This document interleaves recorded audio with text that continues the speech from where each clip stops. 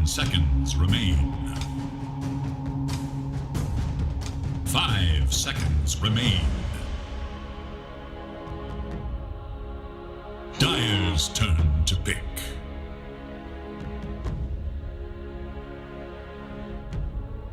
Radiant's turn to pick.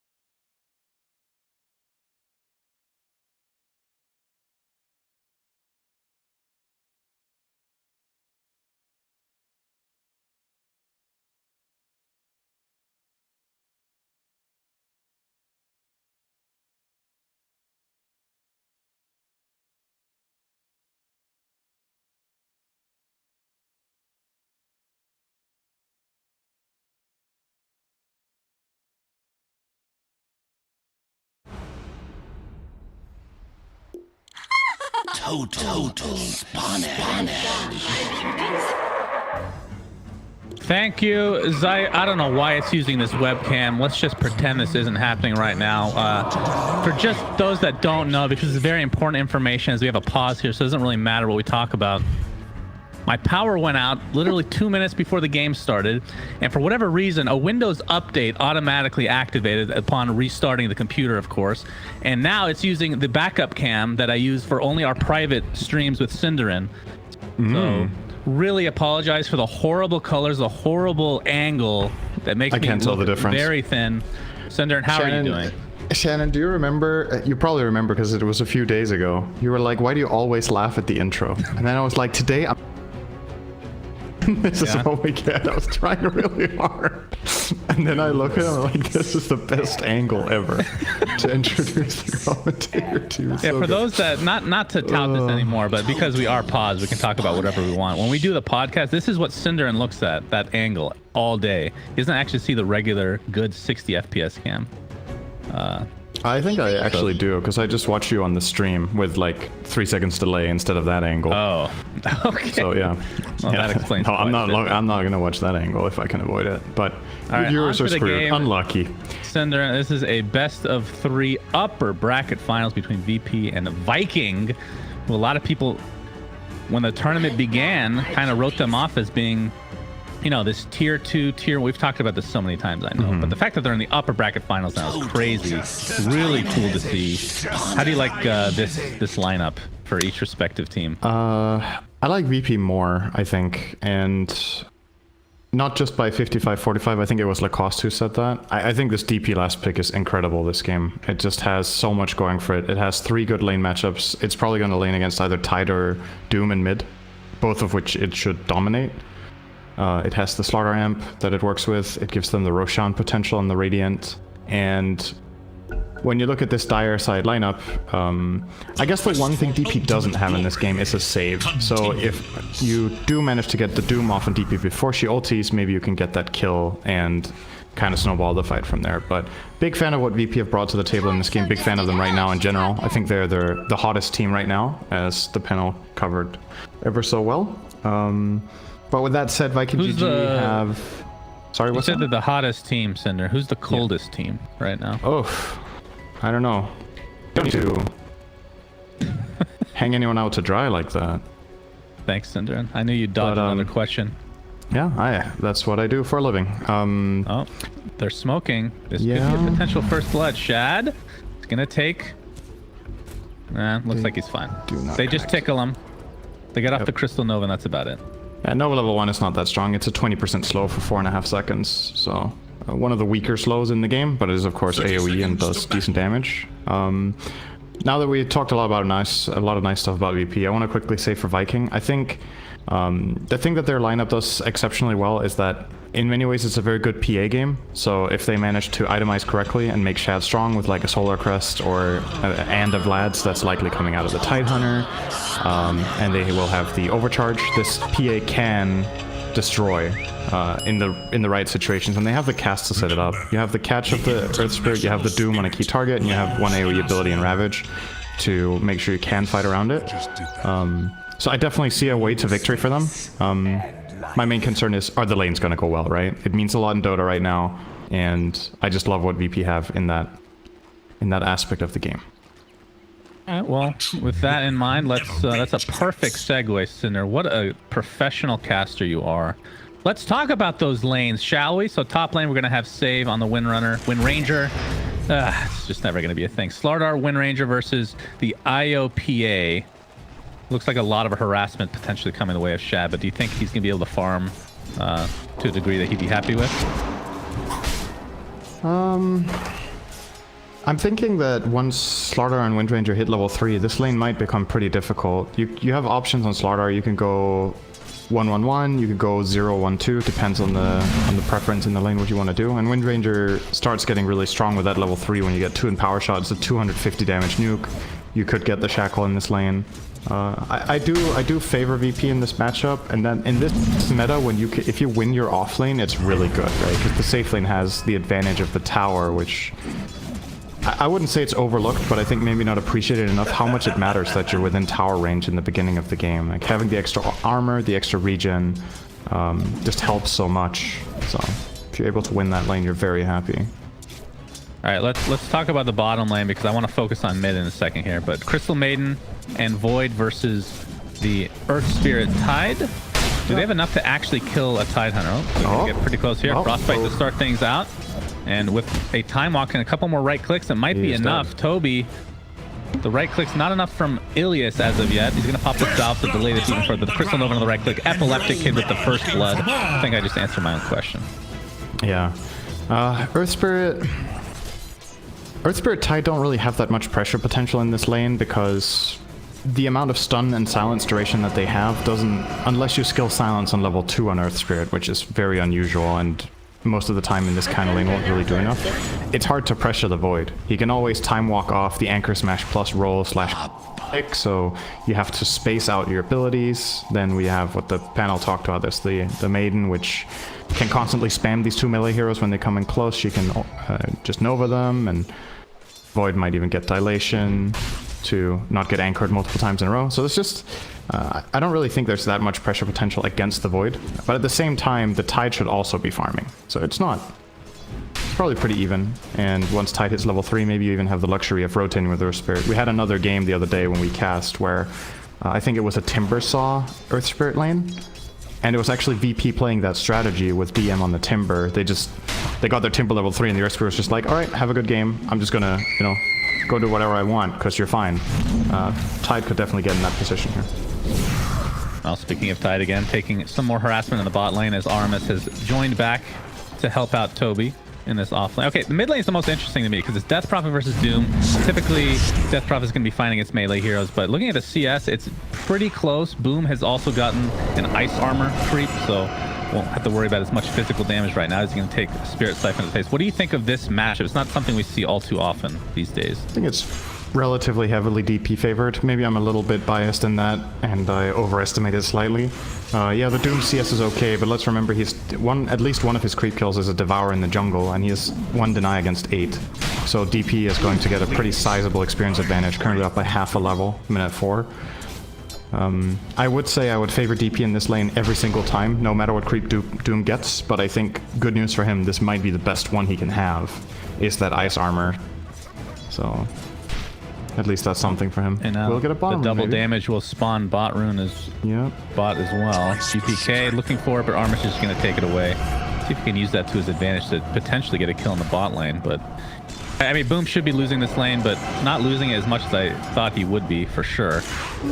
Being forced out of lane for now, has pretty much no regen to speak of aside from the old Devour and whatnot. Yep. Curious to see how his kill builds. It's mostly the denies. If he's going to go full greed and actually max out that Devour, seeing as the lane is unfavored, so he can't really play that aggressive with Scorched Earth. Or if you look at it the other way around and you max Scorched Earth so that you can make moves in other lanes because you know your matchup's this bad. Glyph coming in from GPK mid. He keeps the creep alive to put that extra pressure. Doesn't get the kill, but Boom is very low once again. Yeah, not a whole lot he can do. I mean, one big change they made, this has been like a year now at least. Devour doesn't scale in terms of cooldown at all if you level it up. Yeah. But still, if you're going to be forced to jungle like you're talking about, it might be the best route to take. The health regen is also really nice in this lane, right? If you're being dominated, you have the armor from Ice Armor, and now you get 9 HP regen constantly from this Devour. Might be able to sustain at this point. I would argue to an extent that damage has already been done in a way. DP is ahead by 200 gold against a hero that innately gets more gold than you. So he's already winning the lane. But Doom, I agree with you. He's doing better than I thought he would in this matchup. So. Like, the panel was talking about how it was kind of a deny pick because it would have been a really good one for VP. How do you think this fits into Vikings lineup? As we're going to have to hold that thought because Exorcism is popped in mid lane. Oh, Boom. Looks like he's going to initiate him by save. This could be an easy kill, and it is for VP. And with this Exorcism, I don't think that Viking can really stay here. They're just going to get chased off. Aramis doesn't have any way to get away as of right now, so he's just going to get Spirit Siphon and brought down. So 2 easy kills for GPK, and the tier 1 tower is going to take heavy damage, if not fall. But the fortification is popped. Still, they have a siege wagon here. There is This awesome rotation. I don't think you expect this one, right? It's a Wind Ranger level 4, making the rotation over, getting a Shackle Shot, you get that kill, you try to help with Wisp, you get an extra kill on Earth Spirit. Not only do you get these kills, you almost take the mid-tier 1 tower, you force TP rotation. Actually, 2 of them, I believe. Earth Spirit TPing in now, Doom TP'd after dying. So 2 TPs, almost tower, 2 kills. And in the meantime, DM is having a field day top. PA can't play this lane alone against Slargar with anything else than Stifling Dagger. You're gonna get a creep once in a while with your dagger, but you can't walk up to the CS. You're gonna get crushed, you're gonna take a bash hit, and the damage is too much. So now Io's back, and Shad will change his approach. Play more aggressively again. Yep, the save is back as well. One nice little detail, they obviously were initiating onto the mid. They weren't really scared of Doom because he was still level 5, and it was just about hit level 6, so it was really good timing for VP. As now Boom is level 6, going to be popping that Scorched Earth in the jungle with some of these camps, so this will help catch him up to a degree. But again, this tier 1 tower is very low, and actually is deniable now. We'll see if they end up taking that for VP or if the deny actually comes through. Sympathies. I think Aramis really wants that deny. I wonder... I'm trying to make a good reason to not deny it now. Like, you know it's going to get pressured. It's relatively easy. Your heroes might not be ready. Yeah, there's the value of having the tower right now, so you can TP and maybe make a move, but if your Doom isn't interested in being there, is it even worth it? Radiant's middle tower is under Bottom lane, Crystal Nova. We still have a Chronosphere if needed, and GPK has come as well. So with that Spirit Siphon should ensure yet another kill for GPK. He is 3-0 to start things out. And you're right, the tower's still not denied. Let's see what they have plans for here. There's no Treant Protector this time around. What if there was a creep, that healing creep that heals for like 2 health? What if you could heal towers, Syndrome? So Doom's entire purpose in life is to sit next to the tier 1 tower and heal it by 2 every second. What do you think, buddy? Stick to Valorant, buddy. Okay. Sounds good. Watch that be in the next update, by the way. How many of my suggestions have been in this freaking game? Is the tier 1 tower is attempting to be denied, but GPK is just going to take it for himself. So they waited a little too long, Synderen. Yeah. Again, I just feel like this is inevitable, right? Are you trying to bait something by leaving this tower there? Or are you like hoping they're going to come push it and you take a team fight with Ravage? You haven't skilled Ravage, or you didn't have it yet. You haven't skilled Doom yet either, so you didn't really have the tools to defend it. So in my opinion, just get rid of it, move on. But they leave it for GPK. He's getting really, really big on this DP, by the way. Having a great game so far. Only 1k gold lead, but it is of course against Doom, so in reality maybe a little bit more if you think about power levels, if you will, or whatnot. A 5-0 advantage for VP. I'm looking for what's the first move for Viking, right? We haven't really seen them try to do any aggressive movement at all. Kind of the issue you have when you put a Doom mid and a Tide offlane, right? You have these 2 melee boys that need some time. So who does your Earth Spirit really play for? I'd love to see them take some initiative with the first Doom usage sometime soon, perhaps, as they just full-on concede their top tier 1 as well. Indeed.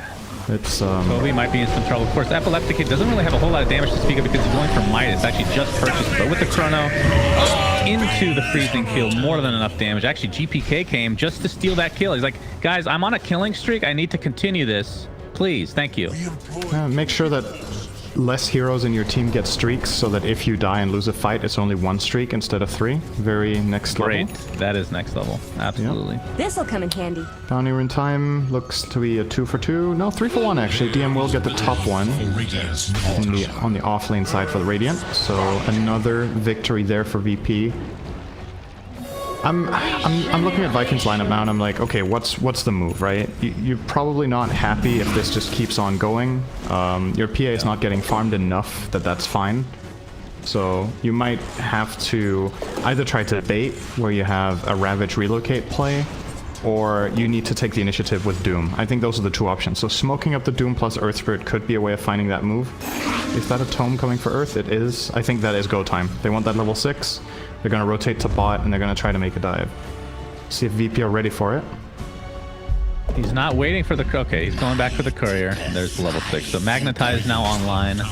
All their team fight technically available. Of course, like you said, PA not very farmed right now, so probably will not participate in any incoming fights unless he really has to. But this tier 1 tower is going to be pressured, and it looks like VP is just going to give it up. They know what's happening. We talked about Yeah, it's kind of orchestrated here. Epileptic Kid with that Midas now, so he's just farming for the late game, and would likely not want to participate in fights if he doesn't have to either. But you brought this up early game. Roshan is a huge deal.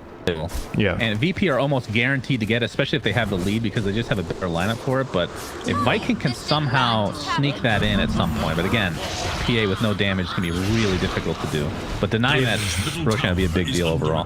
Yeah, if they get it as Viking here, it's because they steal it. You can't realistically commit to Roche until PA has probably at least one major damage item after Battle Fury, or you flat out just win a team fight super convincingly, like 5-0. Because Doom is not a very good Roshan killer, Tide is not a very good Roshan killer, you have no medallion. The only thing you really have is an overcharged PA, which is definitely decent, but the damage just isn't there yet.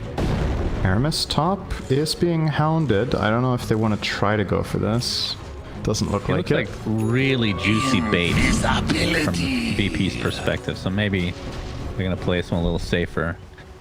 GPK still with that killing streak. Doesn't have anything equipped to show off the killing streak. That's kind of unacceptable. Oh, they're going on Aramis. Blink Dagger reveal. Yeah, there's the jump in. Blink Dagger reveal. DM. Been able to clean him up very easily. Double TP here. Boom. Gets off the Doom onto Slardar, so this might be a trade which is definitely in favor of Viking. They're able to get this off, and they will. Very slow. Extremely slow kill. Because I don't think one crit came by for PA. But they'll take it. Shad goes to farming. It looked like VP had a pretty clear play call there. We're going to go for this play. If they TP in, we back off after. And DM couldn't get away, but they forced out the Doom. So now they feel confident going on Toby top with the DP plus Maiden. And he's dead. Yeah. Oh, that was a celebratory freezing field if I've ever seen one. But. Indeed. Well, he got scared because the Frostbite instantly was dispelled by Kraken Shell, but... Yeah. Guess what's not dispelled by that? Spirit Siphon. Which is a big reason that DP is so damn good against this hero. Very true. Still only level 1 Exorcism, so we'll only be able to pressure this tier 2. I assume that Viking will not give this one up for free.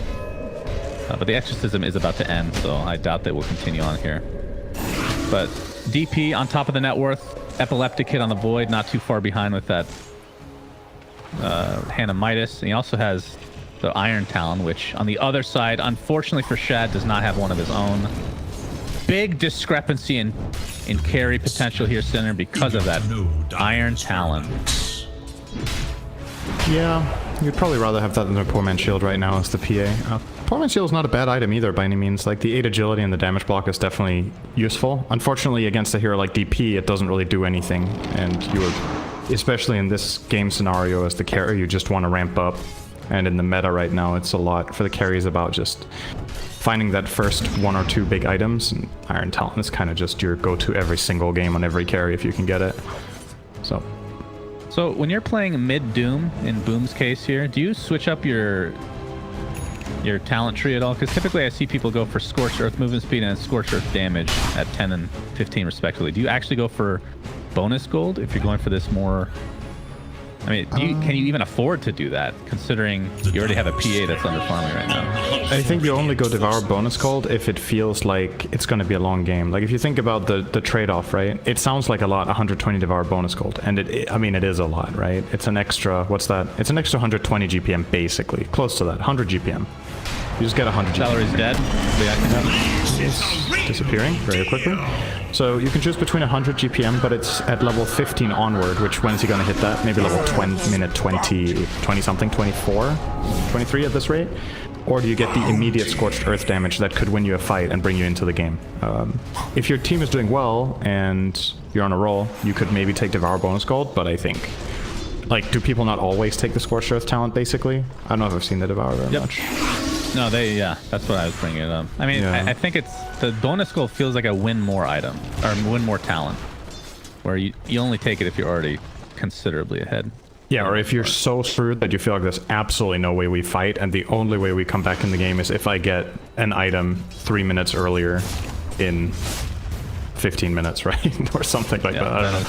It's, All right, well, Boom has his 10-second BKB now, and they're going to smoke behind Shad, who has the Battle Fury. And again, doesn't really want to fight until he has that second item. But we're going to see the Exorcism popped in the pit with VP and that Corrosive Haze. If Viking does not come immediately they're going to lose out on this Rosh. They're going to get the double damage. Boom's going to take it for himself right now. But it seems that they have absolutely no idea this is going on. So free Rosh. Epileptic Kid now with the Aegis. Still has not finished technically a second item. I think is he actually going BKB first? Looks like it. Wonder why. Kinda interesting. If VP are just like, okay, we had a good start, we're gonna hit this mid-game timing, and we want to not be able to lose this fight. The only way Epikid dies if he's BKB'd is by getting doomed. Like, the PA is not strong enough to kill him yet at this time. And in order to go on him, she obviously has to commit Phantom Strike, which puts her in a very precarious position against multiple things. Shackle Shot, against the Slaughter Corrosive Haze, Chrono, even the DP. When DP is in range of PA, you can't just ignore that damage. It's overwhelming at this point, because your evasion doesn't work. So, yeah, it's kind of tough. I wonder if you would always go for this BKB, though? Or if the game plan's just, okay, we're going to try to win this game minute 25, I'll get my BKB, we go high ground with Exorcism, and if they fight us, I can't die. Because you could easily argue for a second farming item, right? Just more build up. That's true. Top tower is under attack.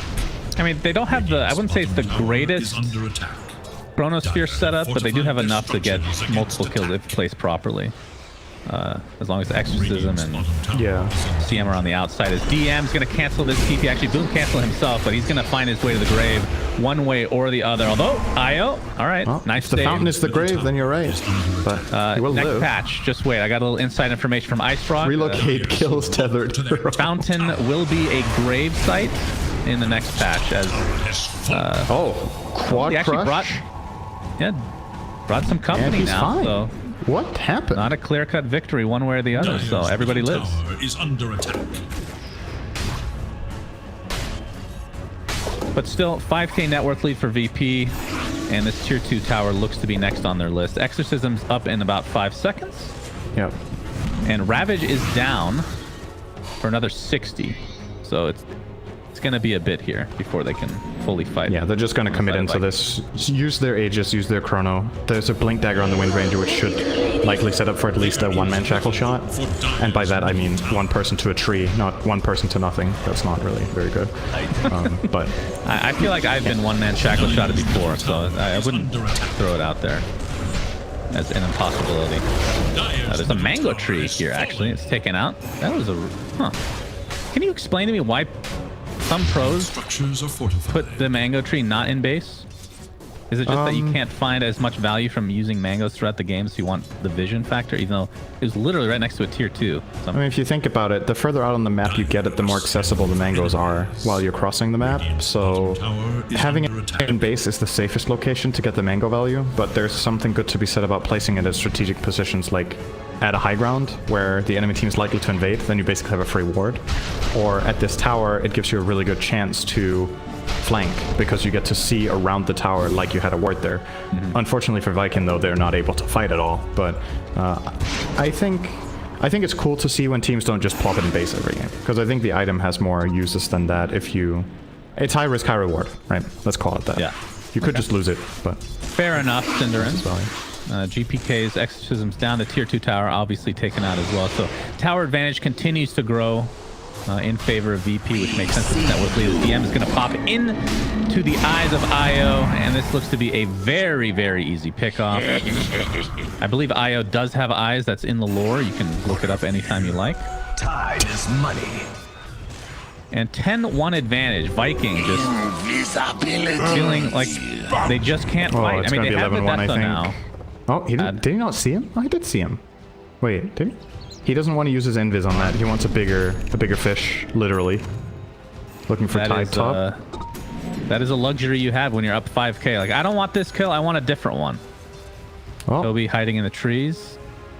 He's still working on his Blink Dagger, not too far away. So dying here would be a bit of a setback for sure. All right, so tell me this. You're a master of lore, right? No, I'm not. That was... How can Slaughter not see Tide there? Did he not take the night vision talent? No, it's just he's so big. Like, how can you not see him? There's like a little bit of a line through the trees there.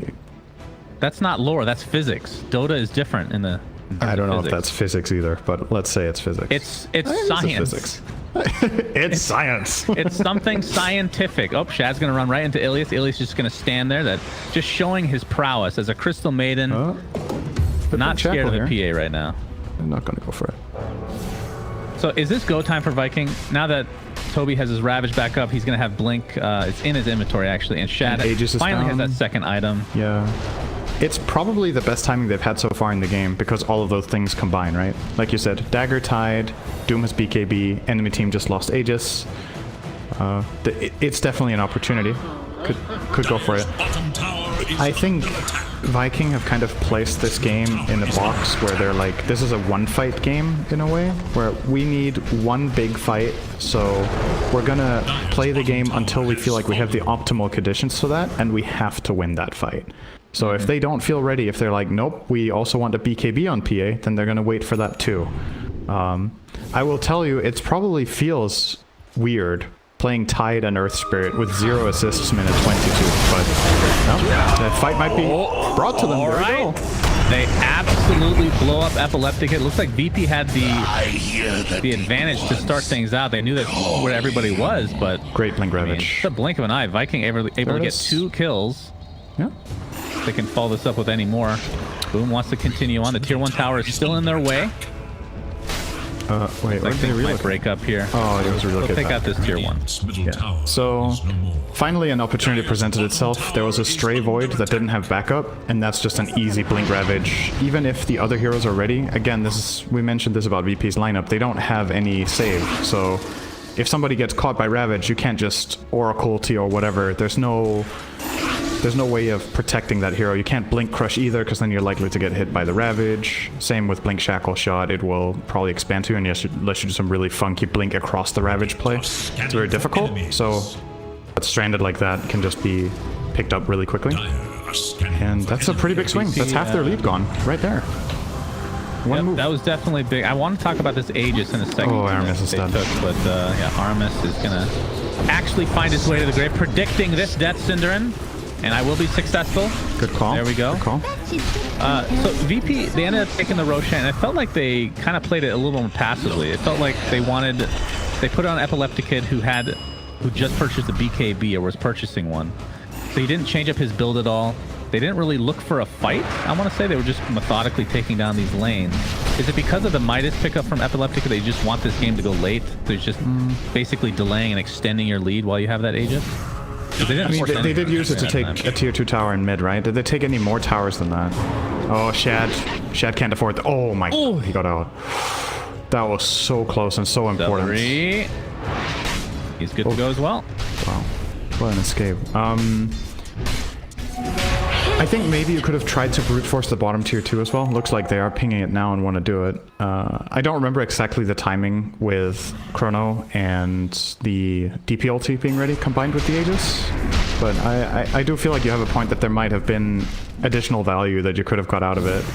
It's not super easy to just go and smack down the tower though. If the enemy team is set up, the bottom tier 2 tower could have been a bit complicated, but they got the rest, right? Like the map is still looking very good for them. Yep. No, I'm not saying it was a mistake at all. I just found it interesting that they weren't really forcing anything, and then once the Aegis was gone, they kind of forced one there. They got a little excited with that Arcane Rune on DP, I do believe. Weren't able to really use it, though. Either way, looking at some item progressions here for VP. DM on the Slara, getting close to a BKB for himself. Epileptic Kid, MKB is next in the sights for him, as he is second in net worth behind PA, who has not only caught up, but taken the lead, Cinderin, overall in this game. And is he going for a BKB? Is that on the way right now? Oh, looks like the pit. Yep. Roshan is being taken out again, and I don't know if Viking can get here in time. They're making their way over, like they have an idea. Armin, this was T-Governor's prediction. 25-minute second Roche. That's pretty much spot on. And then he said, and then they just win the game. So let's see if he's right about that part. But he called the Roche timer, right? He's half the way. Not bad, not bad. Let's see if they just win the game with that. MKB on Void is probably going to be waited for here. I think you are a little bit concerned with PA's item progression. Shad should be completing the BKB in just a second here, unless it is completed and on a dead courier. Does he have a dead courier? Yeah, that was good. Yeah, he has a dead courier. Yeah, so he should have that and almost a basher. He's very rich on the PA.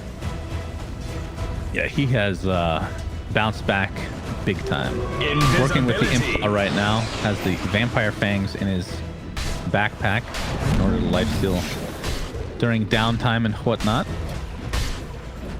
But Cheese and Aegis. So Cheese on GPK.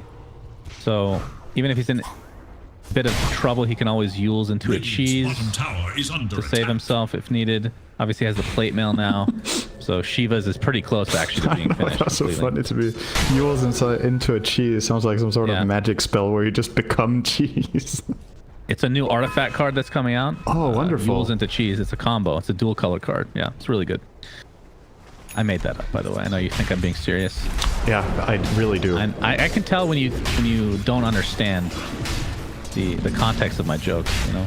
So I just have to explain it. Like when people think that you and I fight all the time, that we hate each other. Like, yeah, we continue to work together year after year. But yeah, I fucking hate Cinder. The money's just too good, man. Can't say no. What am I supposed to do? Too much money to turn down. What can I say? That's got to be it. By the way, he did go devour bonus gold. Yep. So after talking about that, we'll be going for that. I think, again, like we talked about with the... You're gonna have to hold your horses, Cinder, and Armus is dead. Okay, you can continue. Yeah, he died very fast. Bonus. Often how it seems to go when Slaughter jumps people. There's something about that hero that just kills people. So you're saying that hero may or may not be nerfed. Have you seen the patch notes ahead of time, Cinder? Are you leaking it?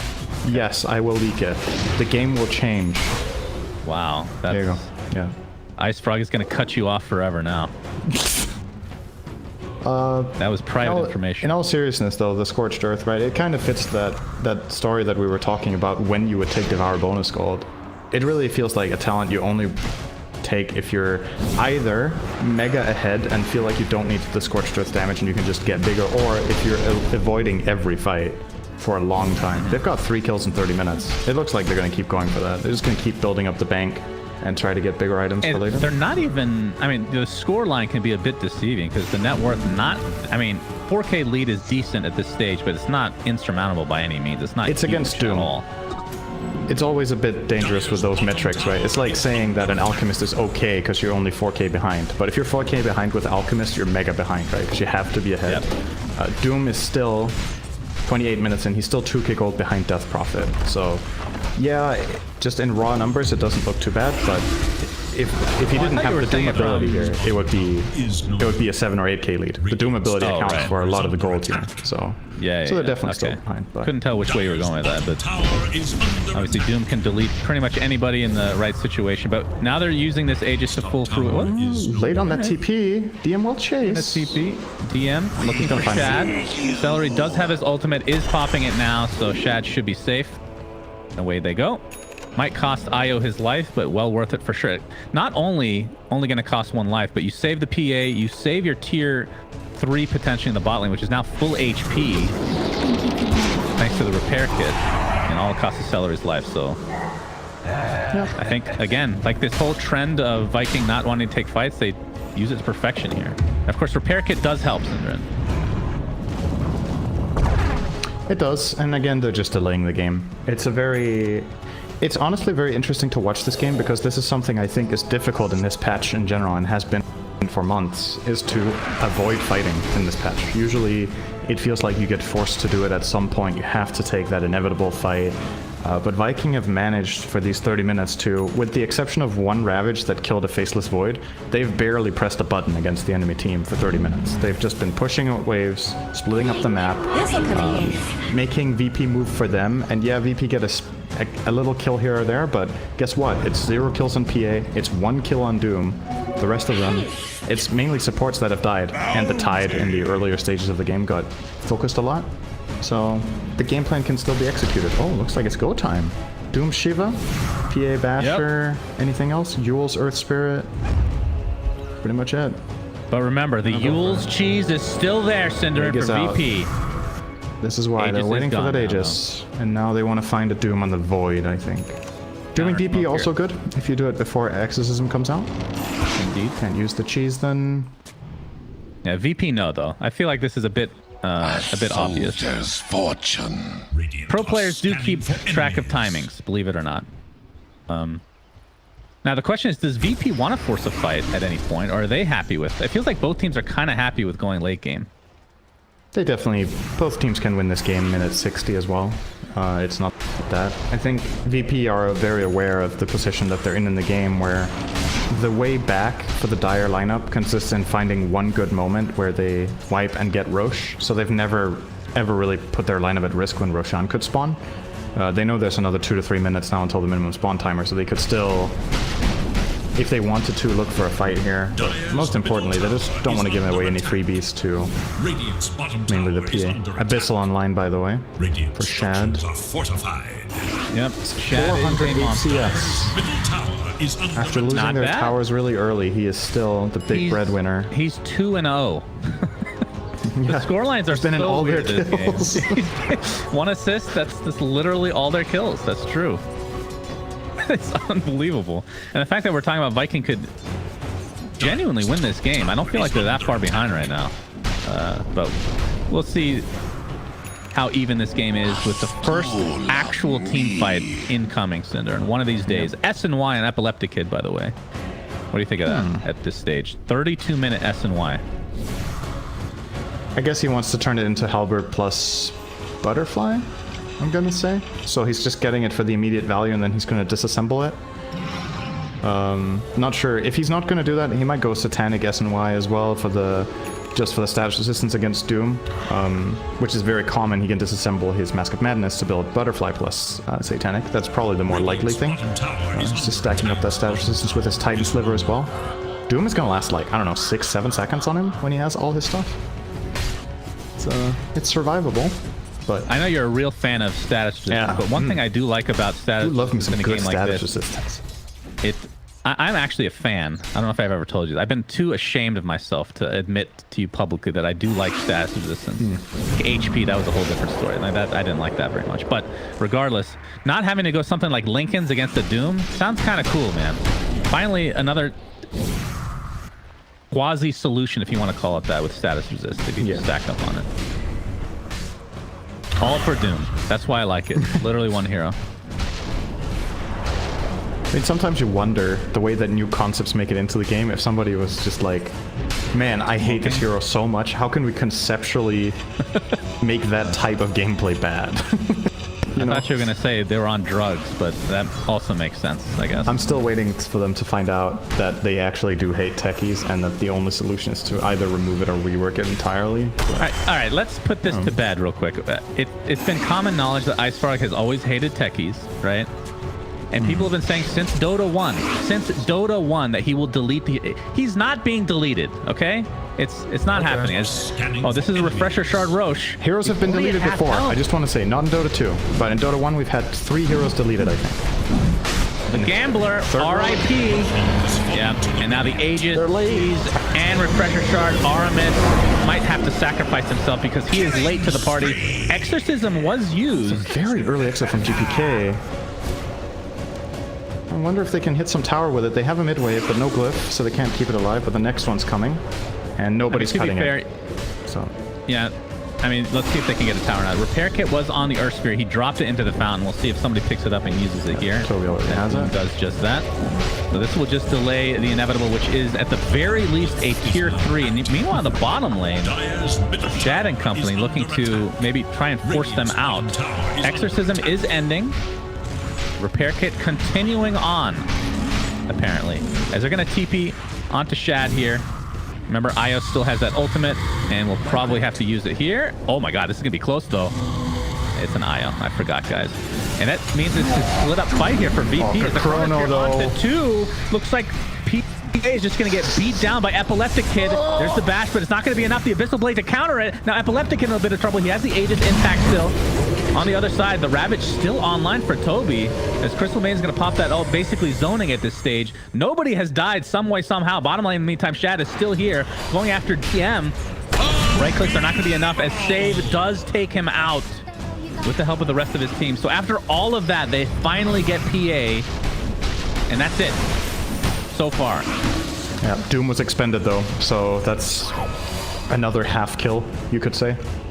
such a huge part of Viking's strategy is having that Doom, and it's just not available. So GPK gonna go in again. Exo allows GPK to pop the Exorcism again, so this should be a rack if they don't buy back onto PA. But based on how they've been playing this game overall, and Ravage still online, I think they just give this up and probably try to defend this. I don't know if they can let 2 racks down at this stage. I don't think they have a choice. I mean, they could buy back the PA and try this fight, but there's still Aegis as well, and Cheese.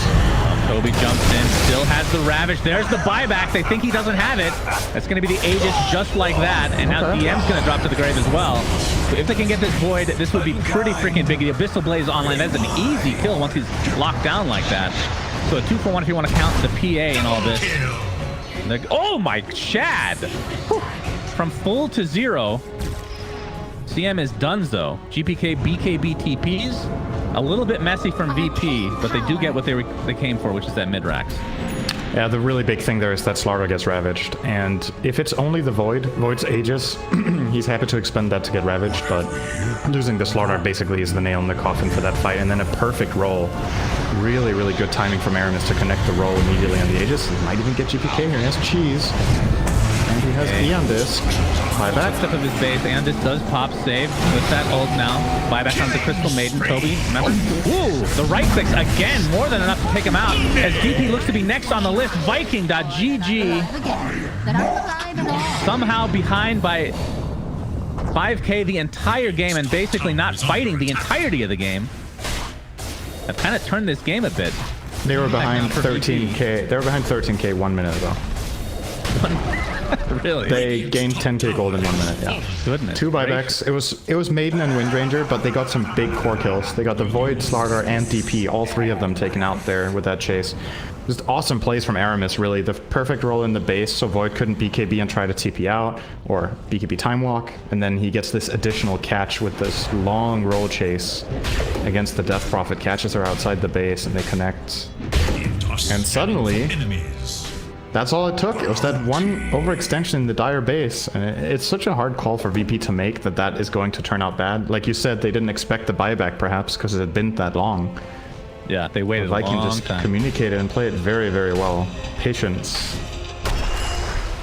Yeah, really well played from Viking. And now we're getting close to the level 25 mark for a few of these heroes. And by a few, I mean literally one. It's just Shad all alone.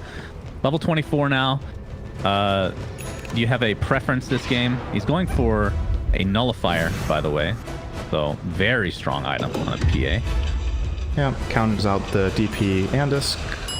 Counters out Windranger's Windrun, since he does not have an MKB on the PA. Pretty solid, I think. Covers against potential Ghost Scepters. Ilias places the Alps, but it's too late. There was a potential catch there against Aramis, but he goes away. Tier 4 item checkup, Cinder. My favorite discussion, well, second favorite behind tier 5s that we rarely get to. Havoc Hammer. Let's talk about the Phoenix Suns today. So Boom has the Havoc Hammer, one of my personal favorite items. Shad is going to continue on with the Orb of Destruction, which is a tier 3 item. Tidehunter has an Illusion Escape. Yeah, I suppose, if nothing else. Bats are also decent, but yeah. Yeah, that is true. And a Timeless Relic on Earth Spirit for now, along with Magic Lamp on Celery. Could consider, I mean, I guess you could make a case for putting the Timeless Relic on Doom, right? And then you could give Havoc Hammer to Tide. But I think the good thing about having an Earth Spirit is that he has way more reliable spells to use multiple times during the fight. So the debuff duration on that is more likely to give you some sort of value. All right, and then the other side, we want to compare neutral items here, Cinderin. Windrunner has the Timeless Relic, Epileptic Kid Minotaur Horn. Slardar has an Illusion Escape, so another kind of weird one to have it on. Yeah. And then DP, the big one, I think. Spell Prism. Whew. Maybe not a better tier 4 item for that hero. It is really, really good for sure. Guess in some situations you'd rather have a horn, but yeah, Spell Prism is pretty crazy. You do have a horn, Cinder. You could just swap it if you'd like. Yep. But I mean, it's about the type of situations that happen, right? Like, there's moments where the horn is better, but most of the time this is better. This is what I was getting at. Whereas for Void, it's the other way around, right? Most have of a the time, fight. the Horn is better. There is the smoke. This could be scary. Dad has the nullifier online. It's going to jump in. The Ravage is there. Not going to use the nullifier onto Ilias as of yet, because he's going to be an easy kill one way or the other. But there's the Chronosphere onto 3 heroes with Winner on the backside, dealing so much damage to PA to buy back onto the Tidehunter. There's the Doom finally used, but Boom is going to cost him his life immediately. Save in the meantime. Looks like VP wins this fight handily. PA is now dead. No buyback to speak of.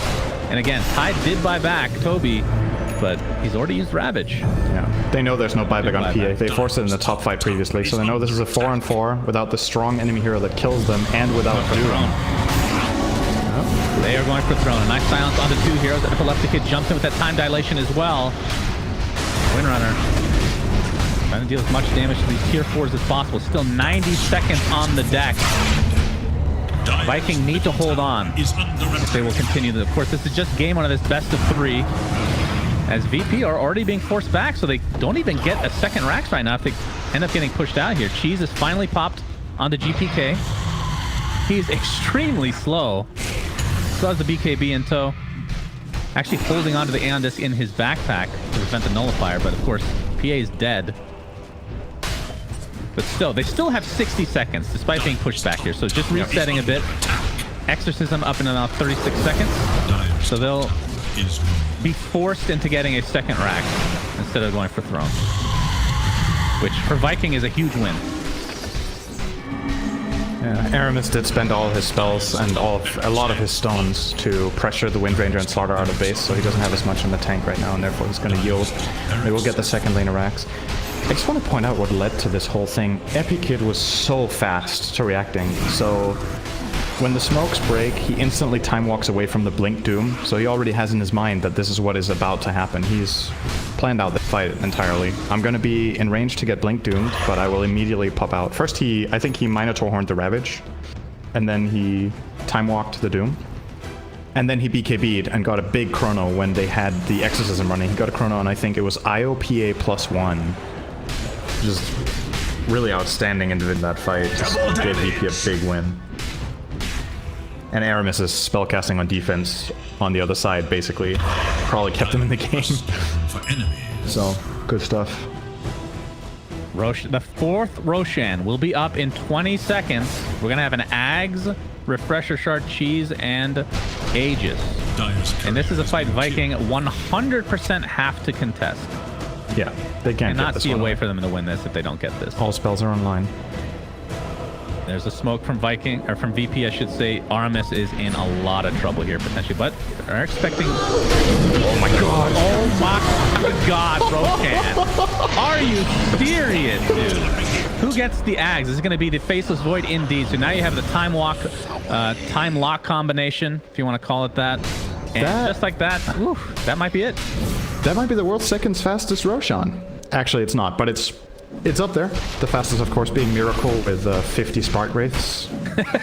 But this is definitely top 5 percentile Roshan kills right there.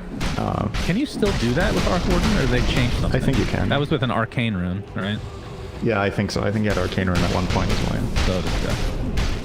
You can, right? Did it get changed? Oh. Pretty sure you can.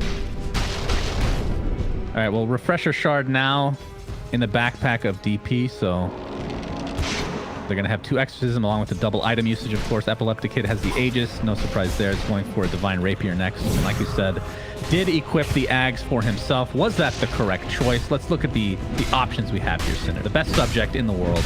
CM's Ags, meh. Windrunner is, I mean, it's good if... It's a good Ags, but this game not needed, of course. DP, at this stage, not a big deal to have an Ags. I think that's more of an earlier game, in my opinion. Slaughters could have been pretty good. Yeah, Slaughters is very good. But I think for this game, the time walk thing is just it's good. Yeah, and now he has complete True Strike. He actually has a 175% chance to hit right now, so he will hit every time. With both it's like the when Rapier athletes say, I'm going to give 110% effort today, as if that's a thing. Yeah. All right, GPK pops that Exorcism. Here's the Chronosphere. It's only onto 1, but it is a very important hero in Doom. No buyback. And he goes down before even being able to expend his ultimate. And this looks like the beginning and end of Viking in game number 1. BKB Papa Epic Kid still has the Aegis in tow. The buyback onto the Earth Spirit, but looks like this is going to be mega creeps, if not more. Toby still has the Ravage. Not really finding an opportunity to use it there. It's going to get silenced to start things out.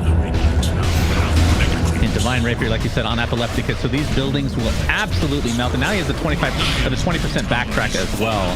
So not really fearing anything on top of all that status resistance. Here, 4 towers are down. There's the Ravage onto several heroes. But do they have enough damage to follow this up? I think they got the CM who buys back into the game. But PA just melts under the pressure. Not even remotely close as the right click will favor VP big time in game number 1. A really cool game from Viking, I'm not gonna lie. I was really impressed the way they did it because they got off to a bad start. But the way that they played this was really cool, able to pull it out this time around. Yeah, I think they managed to keep the game within reach, but eventually, like, what do you think the track record is for a team that loses 4 Roshans in a row winning the game? Like, it's rough, right? It kind of ends up being the deciding factor where, yeah, Viking had one really good team fight where they pulled back from a 13k deficit to 3, but it felt like they were always behind and they were never on